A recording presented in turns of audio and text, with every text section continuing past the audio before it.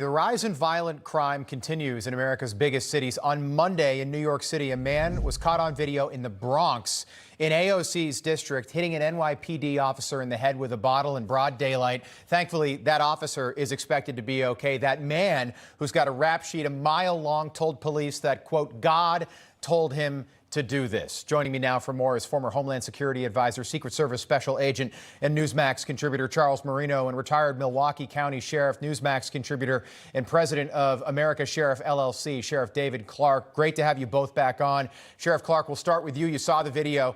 Eric Adams says that New York is America's safest big city. What was your reaction when you saw this?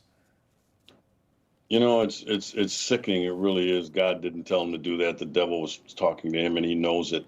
When a guy comes up brazenly like that and just smacks a cop in the face, you know, that's what we've come to now with this war on police, this constant, these efforts to defund the police, to make the police the bad guy.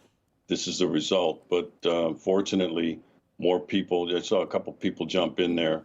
You know, that's what's going to be necessary. But to assault a law enforcement officer, let's see if Bragg charges this guy. Let's see if he puts a bail on him. Probably won't. This guy's probably out already. Well, the spotlight's on Alvin Bragg right now for other reasons. Charles, do you think that the DA is forced to charge the suspect in a case like this? No, not yet. I think he's going to continue status quo here and pick and choose which laws he's going to enforce. Look, I mean, we're seeing it in New York. We're seeing it in other large cities, especially these sanctuary cities. We're seeing what it looks like when society breaks down in cities that have abandoned law and order. And if these cities want to remove themselves from mainstream USA, then my proposal is no federal money. That's it. You've got that. The Republicans are running the House. You've got House Appropriations, House Homeland Security, where all these federal grants come out of. Cut these cities off from all the federal money because it's going to waste anyway. They're not enforcing the laws. What are they using the federal money for? So cut them off. This is money to the tunes of hundreds of millions of dollars per large cities. So that's it. Discontinue it. And that will force some type of change. Yeah, Charles, good point. Sheriff Clarke, I want to talk about Chicago. Hundreds of teenagers causing just utter chaos and mayhem over the weekend. 4 Walmarts are also being shut down in neighborhoods that really rely on Walmart. And Walmart, you know, we're talking about a massive corporation. They said, look, we don't want to be open in neighborhoods where we've got to worry about looting every single day. And then Mayor Lori Lightfoot, who's still mayor for a little while, and Mayor-elect Brandon Johnson both issued statements. Johnson said it's not constructive to demonize youth who were doing what you're seeing on your screen right in the middle of downtown Chicago, by the way, the Magnificent Mile. Look at these stores. Again, very few arrests. This is one of the Walmarts. No wonder it's closing down. Do you expect anybody to be held accountable for this? No, Chicago's one of those cities, Cook County, with that prosecutor, Kim Foxx, who won't charge people. She won't hold people on stiff bail for this kind of behavior that goes on. Look, businesses cannot thrive in this environment. Their customers don't feel safe. They won't frequent the store. The employees don't feel safe.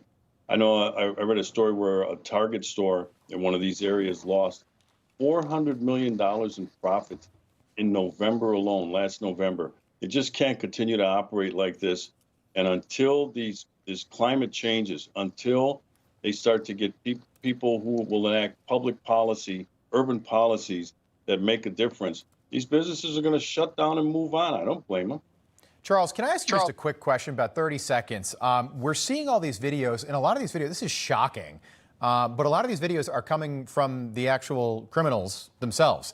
They're recording themselves committing crimes, and nothing is happening. What do you make in just that change in and of itself? Yeah, they're achieving multiple things here. And, you know, why not film it? You're not going to be held accountable. It's not going to be used as evidence against you.